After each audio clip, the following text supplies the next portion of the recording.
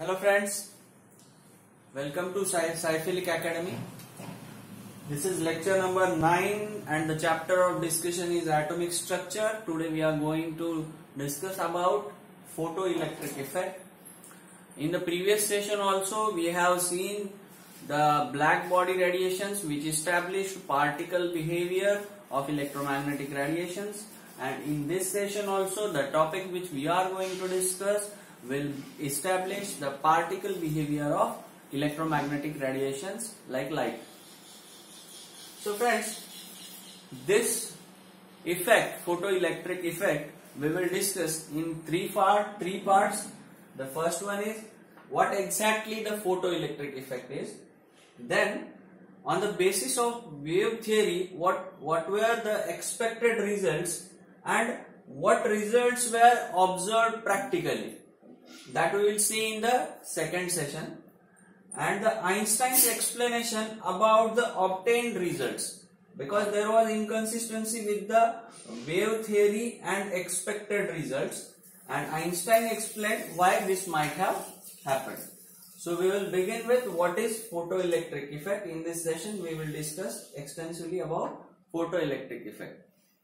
Friends, photoelectric effect discuss करने से पहले मैं दो बातें बताना चाहूंगा. नंबर 1 कि ये फोटो इलेक्ट्रिक इफेक्ट के सेटअप में हमें ज्यादा उलझना नहीं है. Understand the setup, but the essence is not the understanding of photo electric effect. Essence ये है कि फोटो इलेक्ट्रिक इफेक्ट एक्सप्लेन करने के लिए वेव थ्योरी कैसे फेल हुई थी. How wave theory was not able to explain photoelectric effect, that is the essence. सबसे की थिंग इसमें से ये पढ़नी है हमें कि फोटोइलेक्ट्रिक इफेक्ट वेव थ्योरी के बेसिस पे एक्सप्लेन क्यों नहीं हुआ था. फ्रेंड्स, हम जब पढ़ रहे थे हमारे स्कूल डेज, कॉलेज डेज में, फोटोइलेक्ट्रिक इफेक्ट इस तरह का फिनोमेनन 3 मार्क्स के लिए आता था. 1 मार्क्स रहता था इस डायग्राम के लिए, 1 मार्क्स रहता था इसके डेफिनेशन के लिए, और 1 मार्क रहता था उसके एक्सप्लेनेशन के लिए. हमने कभी भी इसको इस नजरिए से नहीं देखा कि photo electric effect quantum mechanics की एक नींव रखने वाला इफेक्ट था. जस्ट इसकी डायग्राम में हम उलझे हुए थे. तो friends, I request all of you कि आप इस डायग्राम और फोटो इलेक्ट्रिक इफेक्ट के सेटअप में ही उलझे मत रहिए. Understand it, but the essence of photo electric effect is it cannot be explained on the basis of wave theory of electromagnetic radiations.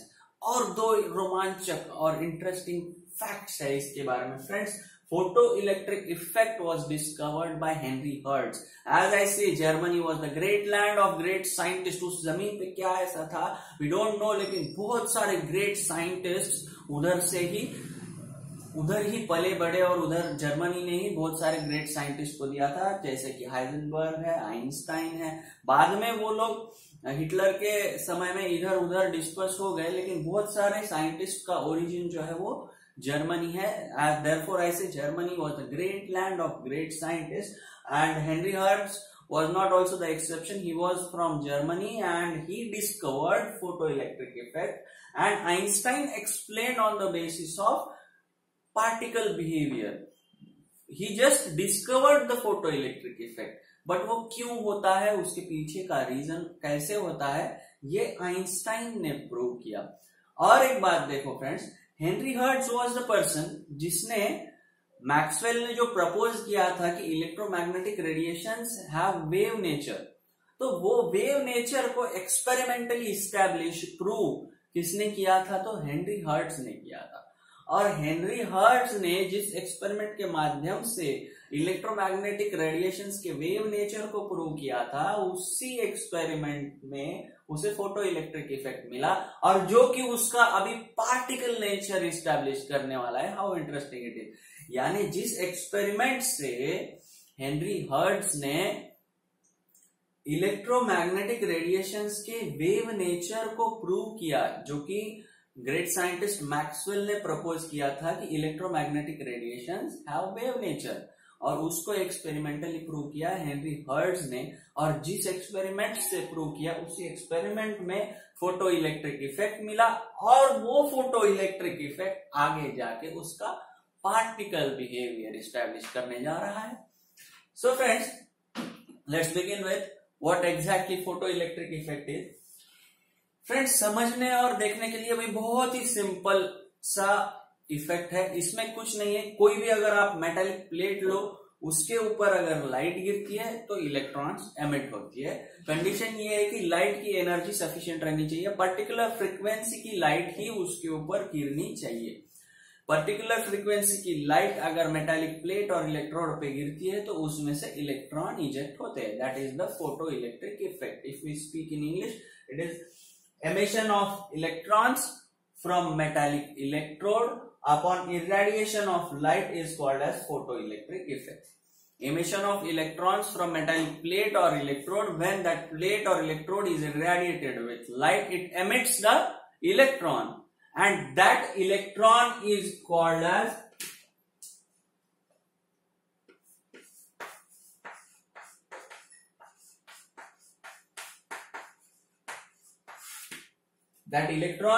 as photoelectron, and the phenomenon is called as photoelectric effect.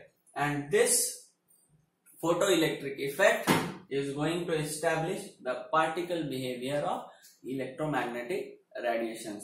जैसा कि मैंने आपको कहा है friends कि इस effect के experimental setup में ज्यादा फंसना नहीं है, इसी में रहना नहीं है। मैं तो बताऊंगा सेटअप, लेकिन इसेंस हमेशा याद रहना।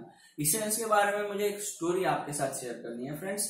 एक स्टूडेंट रहता है, एक बच्चा, his father was alcoholic, so he wanted to prove his father that drinking alcohol is dangerous for health.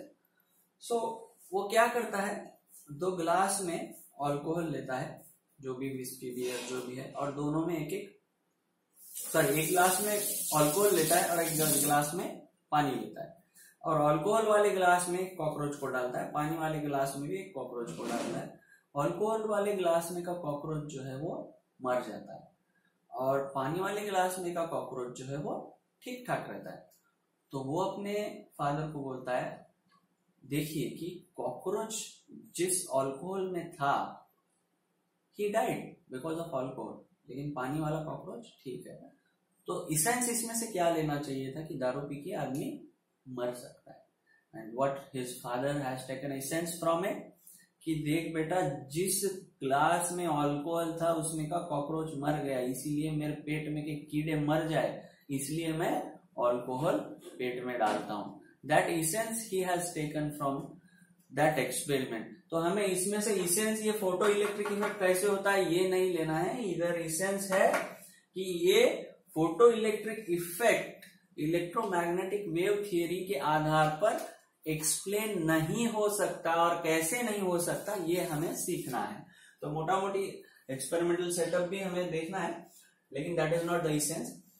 This is the metallic electrode. जब इस इलेक्ट्रोड के ऊपर लाइट गिरती है, दिस इज वैक्यूम चेंबर, ये वैक्यूम में हमने पूरा सेटअप किया है, इधर इलेक्ट्रोड है।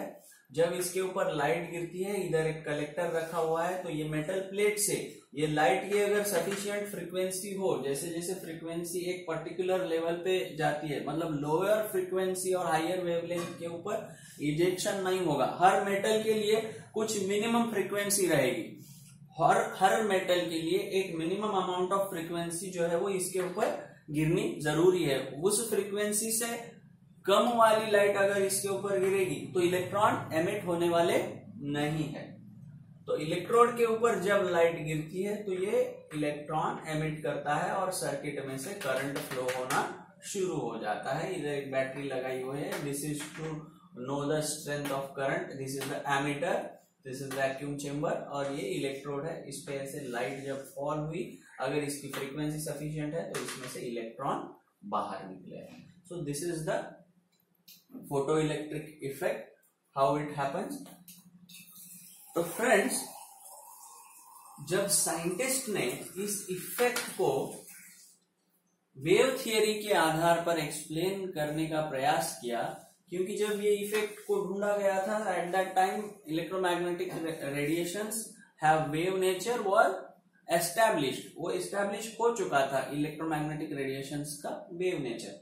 और जब हम देखते हैं वेव कैसे होती है, वेव का मैं दो वेव निकालता हूं, ये वाली एक वेव है और ये वाली एक छोटी सी वेव है। तो इसके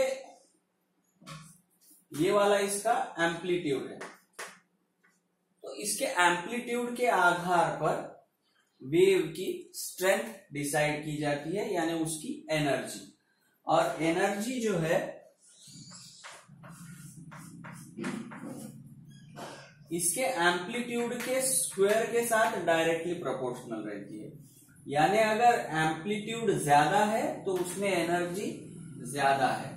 तो फ्रेंड्स, अगर ज्यादा एम्पलीट्यूड वाली बड़ी वेव, ज्यादा एम्पलीट्यूड वाली वेव अगर मेटालिक प्लेट के ऊपर गिर रही है तो उसमें से ज्यादा इलेक्ट्रॉन आने चाहिए। तो फ्रेंड्स, एम्पलीट्यूड से जो उसकी एनर्जी वेव थ्योरी बता रहा था, तो इस energy of higher amplitude waves के हिसाब से जिस तरह का इफेक्ट इधर दिखना चाहिए था, उस तरह का इफेक्ट इधर ऑब्जर्व नहीं हुआ था।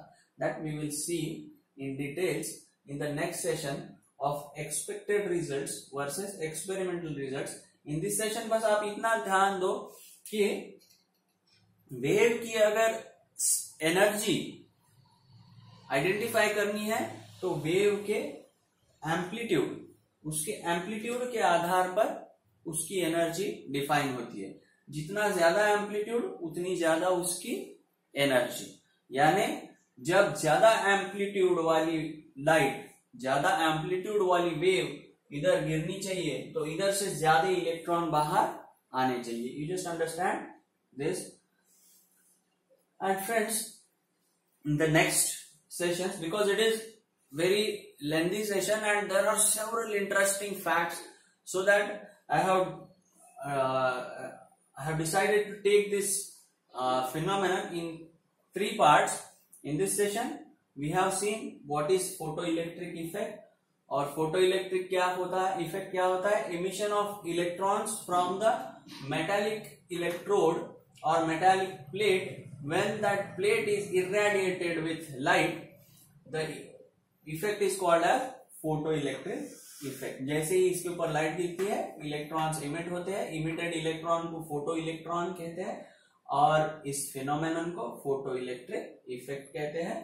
And this effect was discovered by Henry hertz, and इसको प्रूव किया एक्सपेरिमेंटली ऐसे क्यों होता है आइंस्टाइन ने, और आइंस्टाइन जी को इसके लिए नोबेल प्राइज भी मिला था। Sir Einstein was also from Germany, but during Hitler period he moved to America and he became American physicist, but his origin and roots were in Germany. Therefore I say Germany was the great land with great scientists. Okay friends, thank you. In the next session we will see expected results versus experimental results of photoelectric effect. Thank you friends.